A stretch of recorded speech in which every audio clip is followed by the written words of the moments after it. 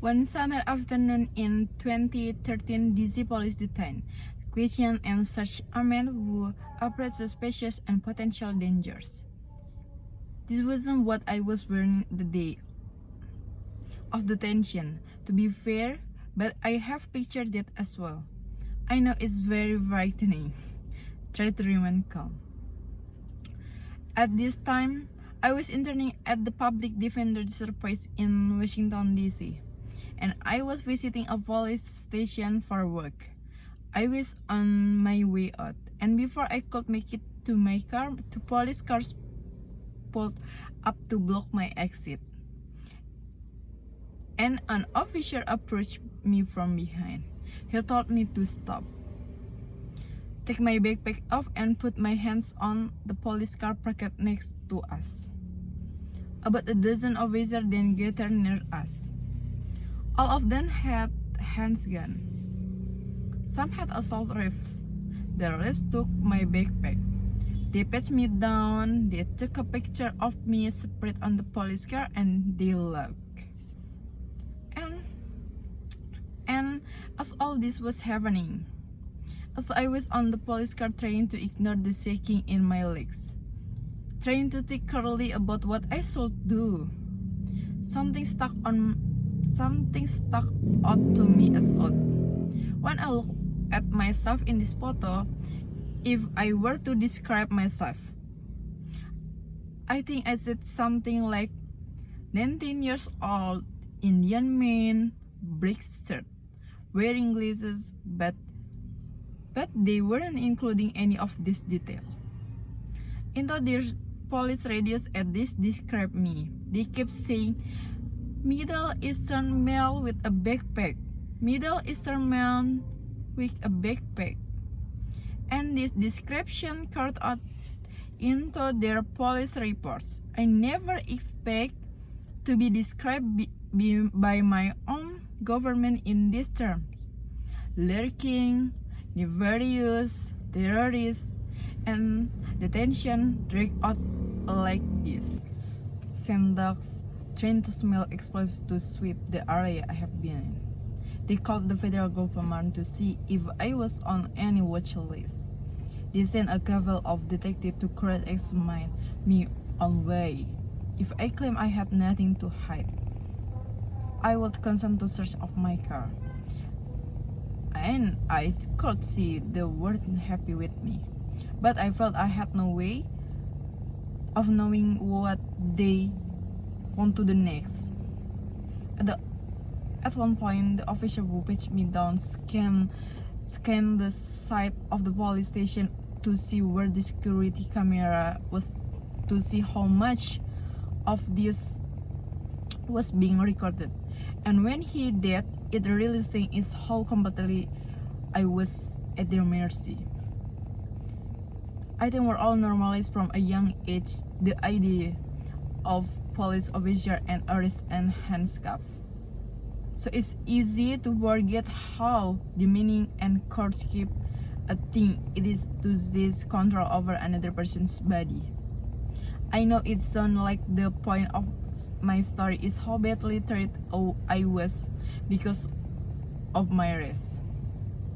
And yes, I don't think I would be detained if I were white. But actually, what I have in my mind today is something else. What I have in mind is how much worse things might been if I weren't a flood. I mean, they took I might been trying to plant an explosive, and they investigate that possibility for an hour and a half. But I was never put in handcuffs. I was never taken to jail.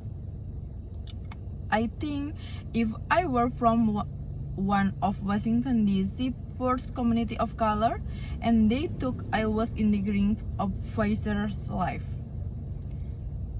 things might have ended differently. And in fact, in our system, I think it's better to be an unknown person suspected to trying to blow up a police station than it is to be a poor person We suspected of much less than this. I want to give you an example from my current work. Right now, I'm working at a civil rights organization in DC called Equal Justice Under Law. Let me start by asking you all a question. How many of you have ever gotten a parking ticket in your life? Raise your hand. Yeah, so have. And when I had to pay it, I felt annoying and I felt bad. But I paid it and I move on. I'm guessing most of you have paid your ticket as well.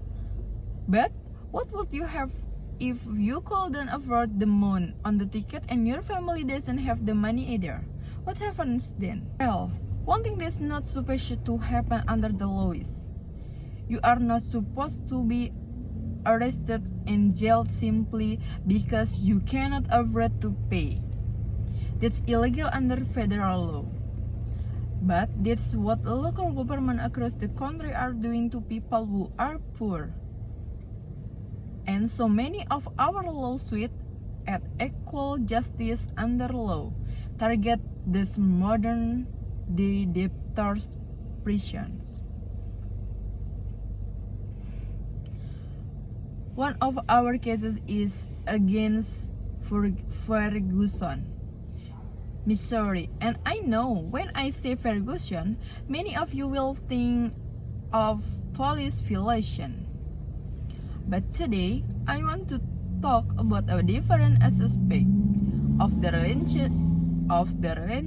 relationship between their police force and their citizens. Ferguson was issuing an average of over 2 arrest warrants per patient per year, mostly for unpaid debt to the courts. When I imagine what that would feel like if every time I left my house, there was a chance a police officer would run my license plate, see a warrant for unpaid debt, seize my body the way they did in DC, and they take me to a jail cell. I feel a little sick. I have met many of the people in Ferguson who have experienced this, and I have heard some of their stories. In Ferguson jail, in each small cell, there is a bunk bed and a toilet, but they pack up 4 people into each cell. So there be 2 people of the bunk and 2 people of the floor. One with no hair to get expect right next to the first toilet, which was never clean.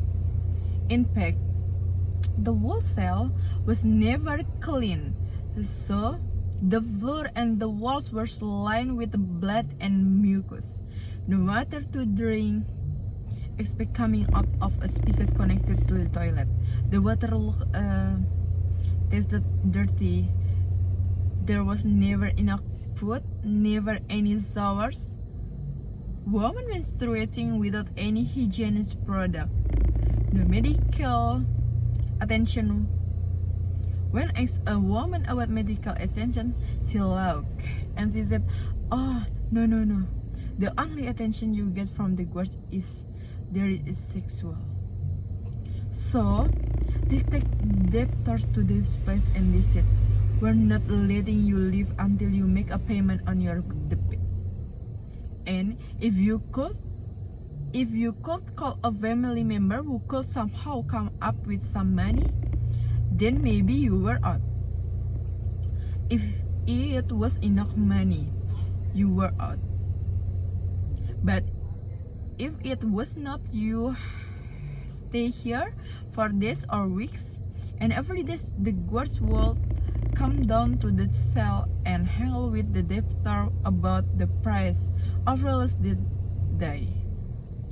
You have stayed until at some point the jail would be booked to capacity." and they want to book someone new in.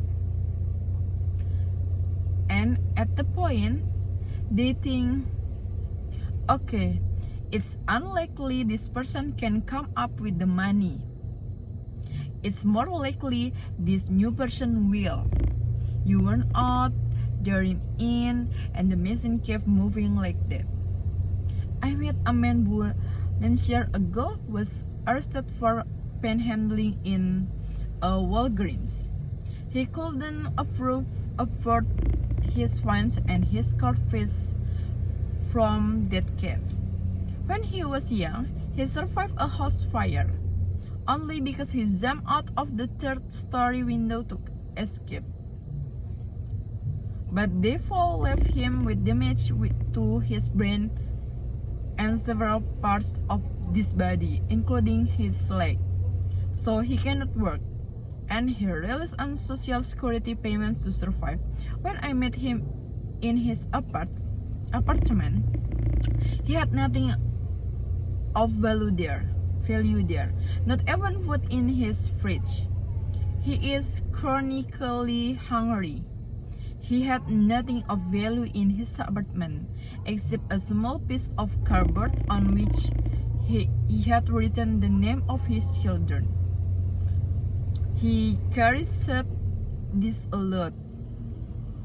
He was happy to show it to me, but he cannot pay his fines and fees because he has nothing to give. In the last 9 years, he has been arrested 13 times and jailed for a total of 1,030 days. On that panhandling case, one of the stretches lasted 45 days. Just imagine spending from right now until sometime in June in the place that I described to you a few moments ago. He told me about all this sweet attempt he is in Ferguson's jail. About the time a man found a way to hang himself out of the reach of the other inmates. So all they could do was yell and yell and yell, trying to get the guards' attention so they could come down and cut him down. And he told me that I took the guards over 5 minutes to respond, and when they come, the man was unconscious. So they called the paramedics, and the paramedics went to the cell. They said he will be okay. So they just left him there on the floor. I heard many stories like this, and they shouldn't have surprised me because suicide is the single leading cause of death in our local jails. This is related to the lack of mental health care in our jails. What I have in mind is our policy of bail. In our system, whether you are detained or free, pending trial is not a matter of how dangerous you are and how much of a risk you pose. It's a matter of whether you can afford to post your bail amount. So Bill Cosby, whose bail was set at $1 million, immediately writes the check and doesn't spend a second in a jail cell. But Sandra Bland, who died in jail, would die in jail, was only there because her family was unable to come up with $5,000. In fact, there are 500,000 Sandra Blands across the country. We are told that our jails are places for criminals, but statistically that's not the case. 3 out of every 5 people in jail right now are their pre-trial. They haven't been convicted of any crime. They have not plead guilty to any offense. Right here in San Francisco, 85% of the inmates in our jail in San Francisco are pre-trial detainees. This means San Francisco is spending something like $80 million every year to fund pre-trial detention. Many of these people who are in jail only because they cannot post bail are facing allegations so minor that the amount of the time it will take for them to sit waiting for trial is longer than the sentence they would receive if convicted, which means they are guaranteed to get out faster if they just plead guilty. So now the choice is, should I stay here in this horrible place, away from my family and my defendants, almost guaranteed to lose my job, and they fake the charge? Or should I just plead guilty to whatever the prosecutor wants and get out? And at this point, they are pre-trial detainees, not criminal. But once they take that plea deal, we will call them criminals. Have been in this situation because an adult person would have simply been bailed up. At this point, you might be wondering, this guy's in the inspiration section, what is he doing? This is extremely depressing. I want my money back. But in actually, I've been talking about jailing much less depression than the alternative. Because I think if we don't talk about these issues and collectively change how we think about jailing and the end of all of our lives, we will still have jail full of poor people who don't belong there. That really is depressing to me. But what's exciting to me is the thought that this story can move us to think about jailing in different terms, not in sterile police terms like mass incarceration or sanctioning of non-violent offenders, but in human terms. When we put a human being in cage for days or weeks or months or even years, what are we doing to that person's mind and body? Under what condition are we really willing to do that? And so if starting a few hundred of us in this room, we can commit to thinking about jailing in this different light, then we can undo that normalization I was referring to earlier. If I leave you with anything today, I have it with the thought that if we want anything to fundamentally change, not just to reform our police on bail and fines and fees, but also to make sure that whatever new police replace those don't punish the poor and the marginalized in their own new way. If we want that kind of change, then this shift in thinking is required of each of us. Thank you.